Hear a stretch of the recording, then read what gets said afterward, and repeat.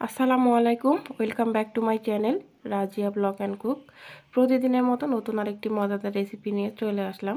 আজকে আমি তোমাদেরকে মাত্র 4টা চিংড়ি মাছ দিয়ে পরিবারের সবার জন্য মজাদার একটা রেসিপি বানিয়ে দেখাবো।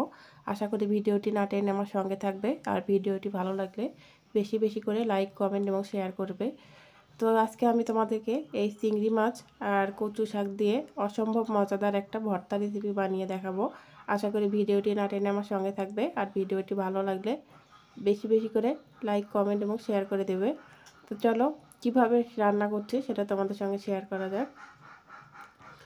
আমি এখানে দেখো 1 মুঠো পরিমাণে কচু শাক নিয়েছি, আর এখানে 4টা চিংড়ি মাছ নিয়েছি, 2টা বড় সাইজের রসুন নিয়েছি, পরিমাণ মতো ঝাল, আর একটা বড় সাইজের পেঁয়াজ কুচি। আজকে এগুলো দিয়ে আজকে অসম্ভব মজাদার একটা রেসিপি বানিয়ে দেখাবো, মানে ভর্তা রেসিপি। তো চলছে রমজান মাস, এই রমজান মাসে কিন্তু মাছ মাংস খেতে খেতে আর ভালো লাগে না, তখন কিন্তু একটুখানি মুখের স্বাদ পরিবর্তনের জন্য আমরা অন্য কিছু ট্রাই করার চেষ্টা করি। তো দেখো কচু শাকগুলো আমি সবার আগে একটুখানি লবণ দিয়ে সেদ্ধ করে নিচ্ছি। এইভাবে খেতে কিন্তু অসম্ভব মজা লাগে। তো একবার হলে বাসায় ট্রাই করবে, আশা করি ভালো লাগবে। তো কচু শাকগুলো সেদ্ধ করে আমি নামিয়ে নিলাম। এখন একটা প্যানের মধ্যে একটুখানি তেল দিয়ে দিলাম। খুব বেশি তেল মশলা লাগবে না, জাস্ট অল্প কিছু উপকরণ দিয়ে কিন্তু মজাদার এই রেসিপিটি তৈরি হয়ে যাবে। তো তেল দেওয়ার পর দেখো কয়েকটা কাঁচামরিচ দিয়ে দিলাম, তোমরা তোমাদের ঝালটা বুঝে দিও। তারপরেও আমি বলছি যে কচু শাকের মানে ভর্তা বা ডাল রান্না করার সময় কিন্তু ঝাল একটুখানি বেশিই দিতে হয়, তা না হলে কিন্তু মুখ চুলকাবে। তারপর ওগুলোর সঙ্গে একবারে দিয়ে দিলাম চিংড়ি মাছগুলো ভাজতে। এই কাঁচামরিচগুলো ভাজা হয়ে যাবে, চিংড়ি মাছগুলো ভাজা হয়ে যাবে। আমি রিকোয়েস্ট করব একবার হলে এভাবে ট্রাই করার জন্য, কারণ কচু শাক এখন বাজারে কিনতে পাওয়া যায়, আর চিংড়ি মাছ তো কম বেশি সবার ঘরে থাকেই। এখন আমি পেঁয়াজ আর রসুনগুলোও দিয়ে দিলাম, দিয়ে একটুখানি নেড়ে চেড়ে নিচ্ছি, ভেজে নিচ্ছি।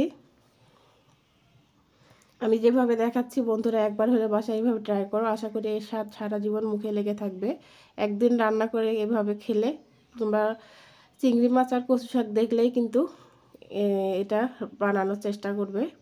দিয়ে দিলাম একটুখানি হলুদ, দিয়ে খুব ভালোভাবে নেড়ে চেড়ে আমি এগুলো যতক্ষণ না ভাজা ভাজা হবে ততক্ষণ পর্যন্ত আমি ভেজে নেব।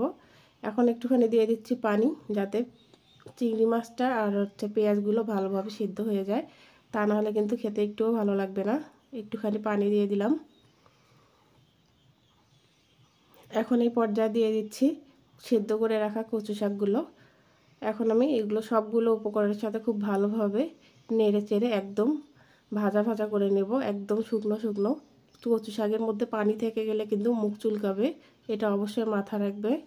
কচু শাকের মধ্যে পানি থাকা যাবে না।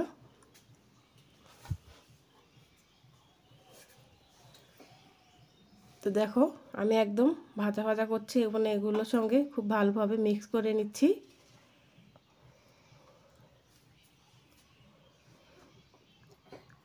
তো একদম ভাজা ভাজা করে আমি এখন নামিয়ে নেব। দেখো খুব সুন্দরভাবে নামিয়ে আমি আমার মাটির বাসনটার মধ্যে ভর্তা বানাবো। তোমরা যেভাবে অভ্যস্ত সেইভাবে ভর্তাটা বানিয়ে নিও। তোমরা চাইলে শিলনোড়া অথবা ব্লেন্ডারেও ব্লেন্ড করে নিতে পারো। তা আমি এগুলো আমার সেই মাটির বাসনটার মধ্যে ভর্তা বানাবো, সেটা আর দেখালাম না। একবারে দেখো অসম্ভব মজাদার এই ভর্তাটি তৈরি করলাম, পরিবেশন করে ফেললাম। দেখো অসম্ভব কিন্তু লোভনীয় লাগছে দেখতে। কার কার ভালো লাগে এভাবে খেতে অবশ্যই কমেন্ট করে জানাবে। আজকে এই পর্যন্তই, দেখা হবে নতুন আরেকটি ভিডিওতে। আল্লাহ হাফেজ।